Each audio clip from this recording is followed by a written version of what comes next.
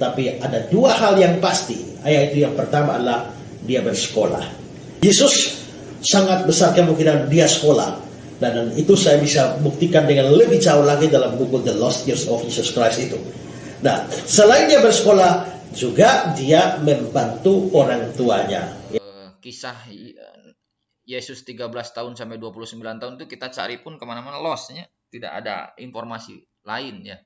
Sehingga Pak Esra Soru berasumsi, berpendapat ternyata di Nazaret ya. Dan di Nazaretnya katanya ini ada pendapat lebih di mana Yesus itu sekolah kan.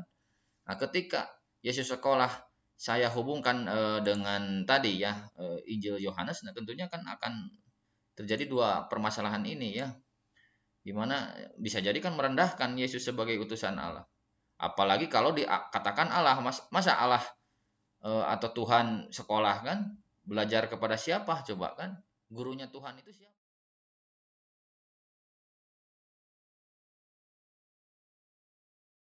Bismillahirrahmanirrahim. Assalamualaikum warahmatullahi wabarakatuh. Salam sejahtera bagi kita semua. Hari ini hari Rabu ya. Video ini dibuat di tanggal 10 Agustus 2022. Saya akan mencoba menampilkan judul terkait pendapat Pendeta Esra Soru yang menyatakan Yesus ini sekolah. Nah, sebelum saya mulai, saya ingin mengucapkan terima kasih atas respon dari pemirsa YouTube ya, atas video yang agak berhubungan dengan Yesus ini, di mana yang judul pertama adalah pendapat Ahok terkait Yesus menikah. Yang kedua adalah pendapat pendeta ya yang tanda kutip uring-uringan ya, ketika pendapat Ahok ini mengatakan Yesus menikah, sehingga banyak pendapat keras ya kepada Pak Ahok ini. Bahkan sampai dikatakan Ahok masuk neraka jika tidak tobat terhadap pendapatnya yang menyatakan bahwa Yesus ini menikah. Oke, nah itu video sebelumnya. Nah, video kali ini mungkin saya akan mengungkap ada sebuah pernyataan juga menarik ya. Mudah-mudahan bisa menjadi dialog kita bersama ya, pengkayaan. Di mana Pak Pendeta Esra Soru ini menyatakan Yesus ini sekolah ya. Nah, kenapa pendapat Pak Esra Soru ini disampaikan? Mengingat ada sebuah ungkapan di mana kalau nggak salah itu seorang wartawan ya yang membuat buku ya di tahun 1800-an ya, di abad 19, Notovich. Pendapat Notovich ini di abad 19 ini menyatakan bahwa Yesus ini pernah merantau ya ke India, Nepal. Kita coba lihat. Jadi Notovich ini kan saya coba matikan dulu ya. Jadi ini kan Bethlehem itu di sini ya. Sebentar. Nah, ini Bethlehem ya. Nah, ini India. Nah, ini India. Jadi Notovich mengatakan bahwa Yesus ini pernah merantau ke sini ya ketika umur mungkin sekitar muda ya, 13 tahun sampai 29. Jadi gini, Yesus itu kan di Alkitab itu tercatat umur kelahirannya 0, anggaplah 0 tahun sampai 12 tahun itu tertulis ya, bahwa dari 0 sampai 12 tahun ada jejak sejarahnya. Nah, adapun dari 13 sampai 29 itu tidak ada, memang lost ya, kosong. Nah, nanti di 29, 30, 31, 33 itu adalah pelayanan ya. Jadi pelayanan dari Nazaret ya. Nah, dari Nazaret ini Yesus akhirnya mendatangi Baitul Maqdisnya, Bait Allah, untuk memperbaiki kesesatan ya di pusat kota Palestina ini, Yerusalem ini. Nah, jadi kurang lebih begitu. Nah, cuman ada sebuah pendapat dari Notovich ya abad 19 itu yang mengatakan Yesus muda itu pernah pergi ke Nepal kan, ke sini nih, ke India ya, Nepal, India, Tibet kan gitu ya. Nah, jadi dari sinilah Pak Esra Sorui ingin mencoba mengemukakan pendapatnya bahwa tidak setuju dengan pendapat Notovic. Nanti kita lihat, untuk menghemat waktu kita saksikan saja pendapat Pak Esra Sorui ini yang menyatakan tidak setuju dengan pendapat Notovic, ya. Kita lihatnya.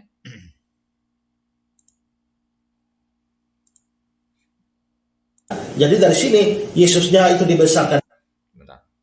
Jadi dari sini Yesusnya itu dibesarkan di Nazaret. Secara eksplisit dikatakan demikian, bukan di India, di Nepal, atau di Tibet. Yesus biasa pergi ke rumah ibadah setiap hari Sabat. Nah, kalimat ini tidak cocok kalau Yesus mengembara dari umur 13 sampai 29 tahun. Nah, kalau memang Yesus tidak kemana-mana, hanya tinggal di Nazaret saja, lalu apa saja yang dia lakukan hari-hari? Tentu saja dia hidup seperti masyarakat biasa pada umumnya. Mungkin dia bermain bersama teman-temannya. Tapi ada dua hal yang pasti, yaitu yang pertama adalah dia bersekolah. Perlu diketahui bahwa bangsa Yahudi adalah bangsa yang sangat menekankan pendidikan. Tahapan-tahapan pendidikannya mulai dengan mikra, itu anak umur 5 sampai 10 tahun mesti belajar membaca Taurat, ya. Dan biasanya kegiatan belajar mengajar dilaksanakan di rumah ibadah yang sering disebut sebagai Bet HaSefer atau rumah buku. Ini semacam SD. Lalu umur 10 sampai 12 mereka harus masuk yang namanya Misna. Itu semacam SMP. Lalu umur 12 sampai 29 mereka lalu masuk kepada atau belajar semacam Talmud. Itu pada usia sekitar 12 sampai 19 dan itu usia SMA. Selanjutnya, kalau mereka mau melaksanakan atau melanjutkannya dengan sekolah teologi, mereka boleh memasuki pendidikan keimaman, di mana mereka boleh belajar Taurat, dan itu disebut sebagai midras atau di Bet Midras, rumah belajar. Dari kata midras inilah lalu muncul mempengaruhi bahasa Arab madras. Dari madras ini maka kita lihat ada sekolah-sekolah yang disebut sebagai madrasah, ya. Madrasah itu dari kata midras itu. Jadi Yesus sangat besar kemungkinan dia sekolah, dan itu saya bisa buktikan dengan lebih jauh lagi dalam buku The Lost Years of Jesus Christ itu. Nah, selain dia bersekolah, juga dia membantu orang tuanya. Oke, jadi itu pendapat dari Pak Esra Sorui yang memang mengkanter, ya, pendapat dari Notovic. Nah, saya membaca juga beberapa tulisannya. Notovic ini mungkin penampakannya ini, ya. Jadi dasar dari mana Notovic ini mengemukakan bahwa Yesus pernah ke India, ya, ketika umur 13 sampai 29. Ini ternyata dari manuskrip hymns, ya, hymns. Nah, dari sinilah nanti bisa di googling mungkinnya seperti apa Notovic ini. Memang debatable. Nah, adapun Pak Pendeta Esra Sorui tidak sepakat dengan Notovic ini. Jadi pendapat Pak Esra Sorui ini menyatakan bahwa memang tidak jauh, ya, bahwa sirkulasi dari Yesus ini adalah Nazaret dan Bethlehem. Jadi kita lihat coba.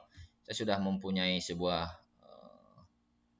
image, ya, terkait sebelum pelayanan. Nah, berarti ini masa muda Yesus. Nah, ini dari peristiwa kehidupan Yesusnya. Banyak ayatnya ketika Yesus di tahun 3 sebelum Masehi ini kelahiran, kan. Terus 2 sebelum Masehi berarti umur 1 tahun. 1 tahun. Nah, ini 1 Masehi berarti sudah 2 tahun, kan, gitu, ya. Jadi ini kurang lebih sirkulasinya di sini. Nanti ada juga awal pelayanan, nanti terlihat pergerakannya, gitu, ya. Nah, kurang lebih. Terus ini di pelayanan di Galilea, jadi kurang lebih di sini. Nah, kurang lebih itu. Nah, jadi Pak Pendeta Esra Sorui tidak sepakat dengan Notovic, ya. Jadi dia mengatakan bahwa Yesus ini di Nazaret. Nah, di Nazaret ini yang unik adalah juga melakukan sekolah, ya.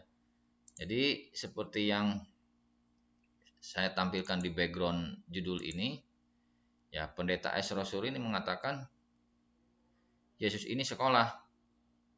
Mana coba? Nah, ini Pak Pendeta Esra. Ya, jadi sekolah seperti manusia biasa.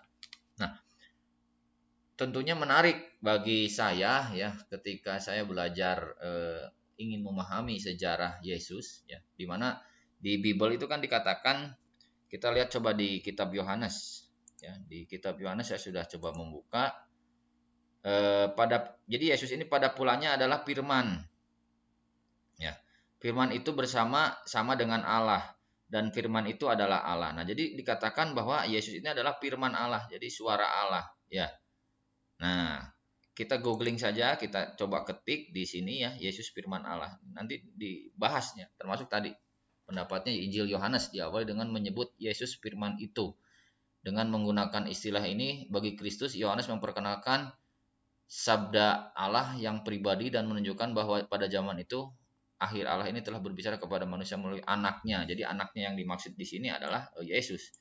Jadi firman Allah itu berinkarnasi, menjelma menjadi daging ya, menjadi daging, yaitu Yesus lah, kurang lebih gitu. Nanti bisa di search-nya, Yesus adalah firman Allah yang hidup, yang sepenuhnya Allah, dan sepenuhnya ini banyak pendapatnya.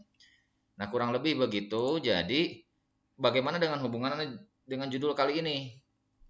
Ya tentunya begini, jika Yesus ini firman Allah, logos ya, logos ini bahasa Yunani-nya, karena memang Bible itu kan yang terlama itu kan Septuaginta, berbahasa Yunani Koine ya.